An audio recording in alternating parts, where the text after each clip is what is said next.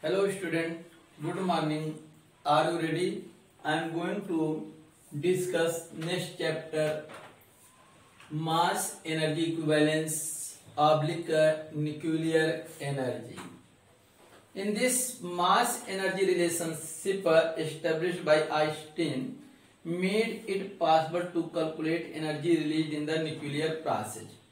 This chapter deals with the calculation of energy released in the formation of nuclei of different elements and its effect on stability of nuclei.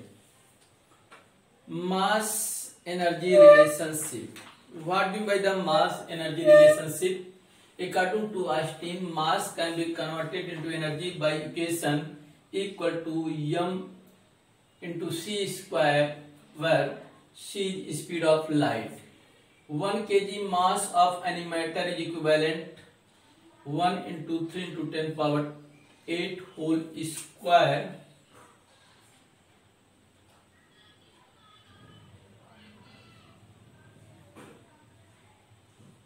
this is a 9 into 10 power 16 joule of energy.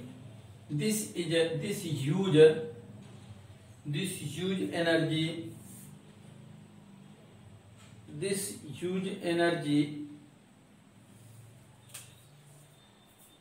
this huge amount of energy equal to 2 into 10 power 2.5 into 10 power 10 kilowatt hour kWh. Delta m equal to E by c square, where delta m is the increase in mass, increase in mass. The total energy plus mass of universe always remain conserved. Pair production. This is an example of conservation of energy into mass. When gamma photon falls on heavy nucleus, it is absorbed.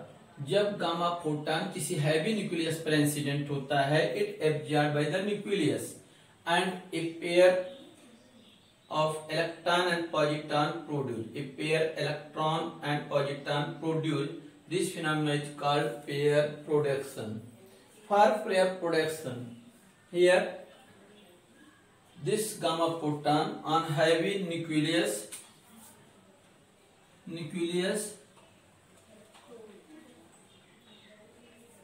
absorbed by the nucleus, its own existence vanishes. From this energy, one positron and one electron emit.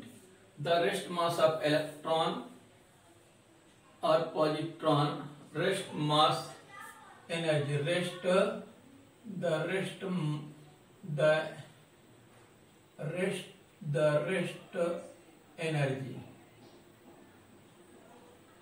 energy of electron and positron E naught equal to m naught into c square, where m naught is rest mass of electron 9.1 into 10 power minus 31 kg into c 3 into 10 power 8 whole square, divide by 1.6 into 10 power minus 9 13. We will get a 0.51 million electron volt.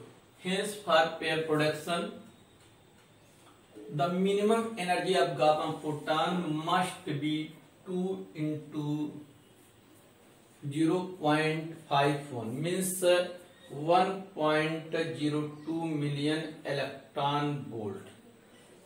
If energy of gamma photon is less than this value, means 1.02 million electron volt, it cause only photoelectric effect or Compton effect, no pair production on striking the matter. If the energy of gamma photon is greater than 1.02 million electron volt,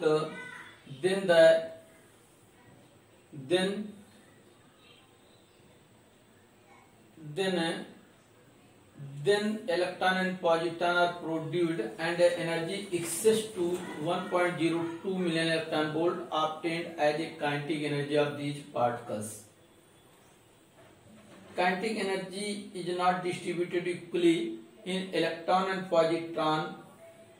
Positron gets more energy, kinetic energy in comparison to electron, because positron is positively charged, so that this will be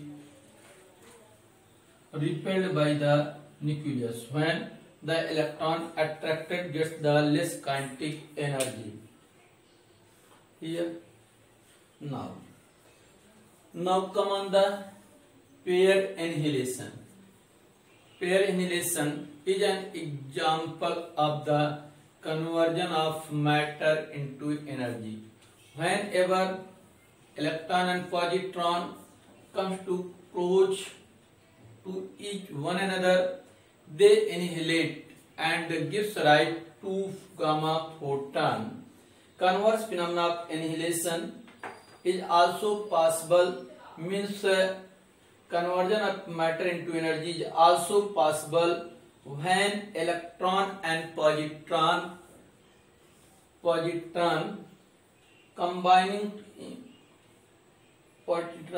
very close to each other. They annihilate each other by combining together form two gamma photon energy produced. This phenomenon, in which mass converted into energy, is known as pair annihilation.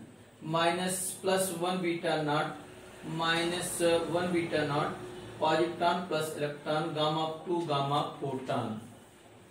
Here now a question arises here: if origin of positron and electron is due to the energy of 1 gamma photon, then what necessary the presence of heavy nucleus? The answer is that nucleus is not. If nucleus is not present, then pair production, both the energy and momentum, did not remain conserved. Here one question also arises: as the result of combination of electron positron, why two photons are produced, why not one? The answer is that if one photon is produced, then both the energy and momentum will not be conserved. अगर एक ही photon produce होगा तो energy और momentum conserve नहीं रहेंगे. Due to this reason, when electron and positron comes to close, produce two gamma photons.